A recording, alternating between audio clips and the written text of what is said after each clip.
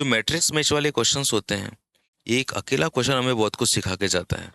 तो एक क्वेश्चन मैं ले रहा हूँ वर्क एनर्जी पावर चैप्टर से, और इसमें काफ़ी अच्छी खासी मैकेनिक्स लगेगी और जो हमारे कॉन्सेप्ट्स को क्लियर करेगी, और हम बहुत सारे सवालों के जवाब देख पाएंगे और एक क्वेश्चन के डिफरेंट एस्पेक्ट अपन को पता चलेंगे। A block of mass M is stationary with respect to a rough wedge as shown in the figure.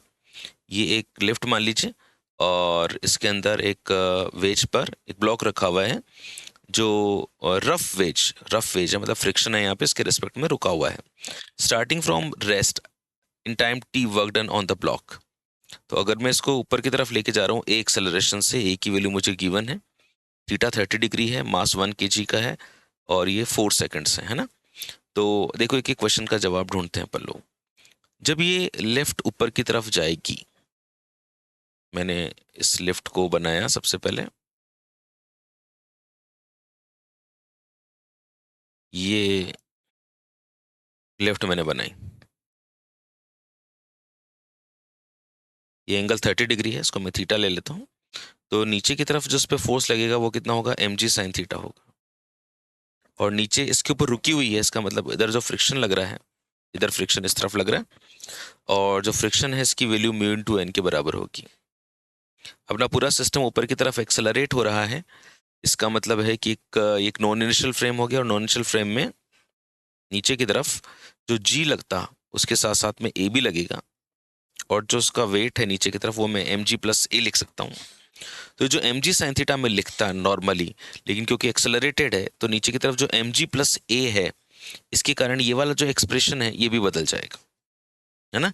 इस एक्सप्रेशन को मैं चेंज करके लिख रहा हूँ, और ये हो जाएगा एम जी प्लस ए साइन थीटा नीचे की तरफ। अंडरस्टैंड। अच्छा, यहाँ नॉर्मल रिएक्शन लगेगा और नीचे की तरफ एम जी लग ही रहा है। तो पहले मुझे पूछा गया कि work done by the gravity कितना होगा, और कितने सेकंड्स में, 4 सेकंड्स में। तो अगर मेरे को वर्क डन निकालना है तो फोर्स और डिस्प्लेसमेंट और कॉस थीटा, तीनों चीज़ें चाहिए। तो मुझे सबसे पहले डिस्प्लेसमेंट चाहिए होगा।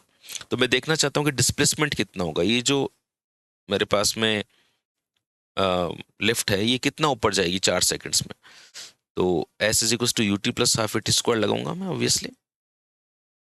यू तो उसका 0 है, और जो एक्सेलरेशन है वो मेरे को 2 दिया हुआ है, और टाइम की वैल्यू मेरे को 4 दी हुई है।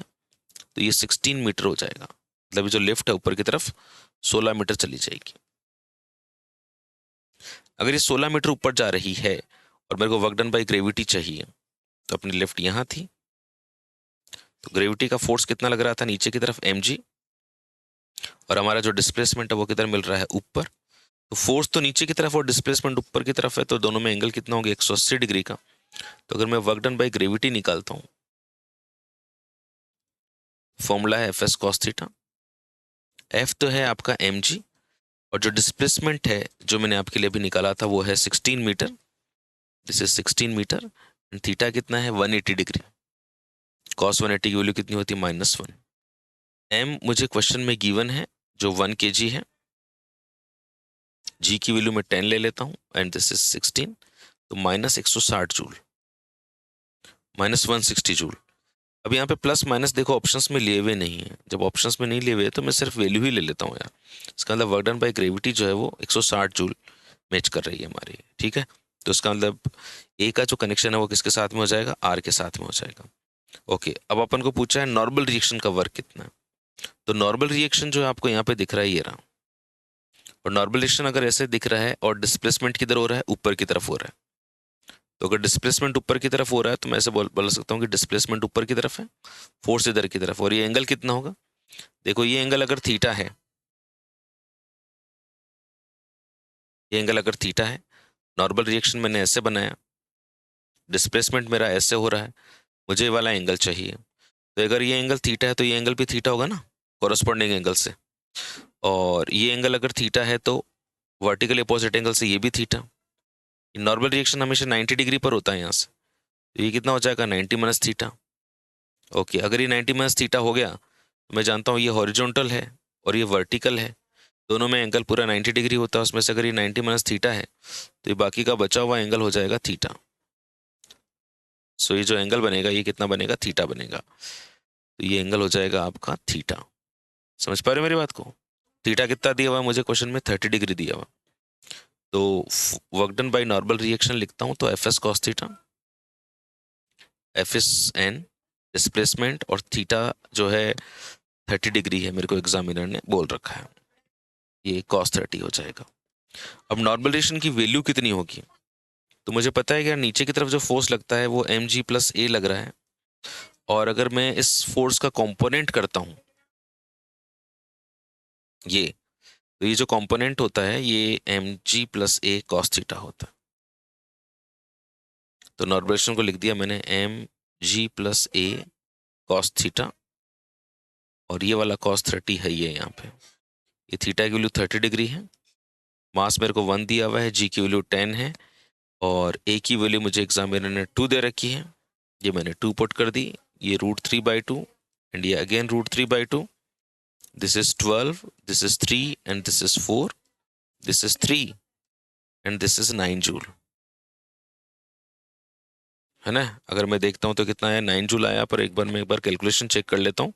ये 10 + 2 और एम जी प्लस ए कॉस 30 √3/2, ये 3 ठीक है, ये 4 भी ठीक है, ये 12 से मैंने काट दिया, तो 9 जूल आ रहा है ना। और अच्छा, मैंने डिस्प्लेसमेंट से मल्टीप्लाई नहीं किया, ये नॉर्मल रिएक्शन जो है, ये फोर्स तो मेरे को दिखा हुआ है यहाँ पर, ये मैंने फोर्स लिख दिया, ये मैंने ये वाला cos 30 भी लिख दिया, पर एस नहीं लिखा मैंने, मेरे को 16 से और मल्टीप्लाई करना पड़ेगा। ये लीजिए, मैंने 16 से मल्टीप्लाई कर दिया, है ना। 16 को 9 से मल्टीप्लाई करो, तो ये हो जाएगा आपका 144 जूल, 144 जूल आ जाएगा। 144 जूल आने का मतलब हो गया कि बी का कनेक्शन पी के साथ में हो गया। अंडरस्टैंड। देखो यहाँ पे अपन लोग एक चीज भूल रहे थे, तो ये लिखना बहुत जरूरी है ना। ओके, नेक्स्ट बात आती है वर्क डन बाय फ्रिक्शन। अच्छा, जो फ्रिक्शन का अगर मैं वर्क लिखता हूँ, तो फ्रिक्शन का वर्क अगर लिखा जाएगा तो फ्रिक्शन कितना आएगा, देखो ये फ्रिक्शन ऊपर की तरफ लग रहा है, ये ऊपर की तरफ, और क्योंकि मेरे को बोल रखा है कि रेस्ट में, तो इसका मतलब जितना नीचे की तरफ लग रहा है ऊपर की तरफ उतना ही फोर्स लग जाएगा।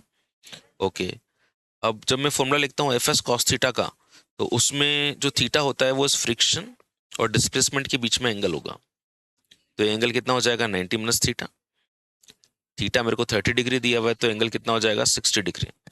तो वर्क डन बाय फ्रिक्शन अगर मेरे को निकालना हो, तो ये हो जाएगा आपका एफ एस कॉस थीटा, दोनों के बीच में एंगल मैंने आपको अभी 60 डिग्री निकाल के बताया, ये वाला, एंड फ्रिक्शन का जो फोर्स है वो एम जी प्लस ए साइन थीटा के बराबर होगा, एंड थीटा जो है वो प्लेन ऑफ इंक्लिनेशन का एंगल है जो 30 डिग्री है, डिस्प्लेसमेंट 16, cos 60 की value half, this is 1, this is 10, this is 2, this is half, this is 16 into half, okay, this is 12 ऊपर 16, 2 इंटू 2, तो ये 3 बार कट जाएगा, एंड ये 48 जूल आ जाएगा। ओके, तो 48 जूल के साथ में अगर मैं इसको कनेक्ट करता हूँ, तो फ्रिक्शन का हो जाएगा 48 जूल। आ गया ना चीज। अच्छा, और लास्ट है work done bye all the forces. तो वर्क एनर्जी थ्योरम कहते हैं ना कि work done bye all the forces किसके बराबर होता है, चेंज इन काइनेटिक एनर्जी, के फाइनल माइनस के इनिशियल। इनिशियली तो मैंने इसको छोड़ा था, तो ये जो वेलोसिटी है पूरे सिस्टम की वो 0 है, ठीक है, और ये पूरे सिस्टम पे जो वर्क डन है अगर मैं देखता हूँ तो ये तो 0 है, फाइनल काइनेटिक एनर्जी हो जाएगी आपकी हाफ mv²। जो मास है वो मैं 1 ले लूंगा, क्योंकि मेरे को लिफ्ट का तो कुछ मास दिया हुआ नहीं है, और जो वेलोसिटी है वो मेरे को कितनी मिली है, 16 मिली है ना। जो वेलोसिटी है वो 16 मिली है, वेलोसिटी कितनी मिली, वो तो डिस्प्लेसमेंट था हमारा। अगर मैं वेलोसिटी निकालता हूँ, तो यार वेलोसिटी काम करता हूँ मैं, v is two u plus 80 से निकाल लूँ, u तो 0 है, a की वैल्यू 2 है, और टाइम कितना है मेरे पास में 4 सेकेंड, 8 मीटर पर सेकेंड, 8 का स्क्वायर कर देता हूँ, 64/12 मतलब 32 joule. 32 joule work by all the forces, 32 joule, ठीक है। तो हर चीज़ को अपन लोगों ने सोचते हुए किया है, जहाँ जहाँ पे एस निकालना था, वर्क डन बाय ग्रेविटी निकालना था, work done by normal reaction निकालना था, वर्क डन बाय फ्रिक्शन निकालना था, और यहाँ पे जो वेलोसिटी है ये अपन लोगों ने v टू यू प्लस 80 से निकाल ली, है ना। 16 तो क्या था अपना डिस्प्लेसमेंट था, तो वेलोसिटी अपन लोगों ने v टू यू प्लस 80 से निकाल ली। इस तरह से हम लोगों ने इस क्वेश्चन को सॉल्व किया।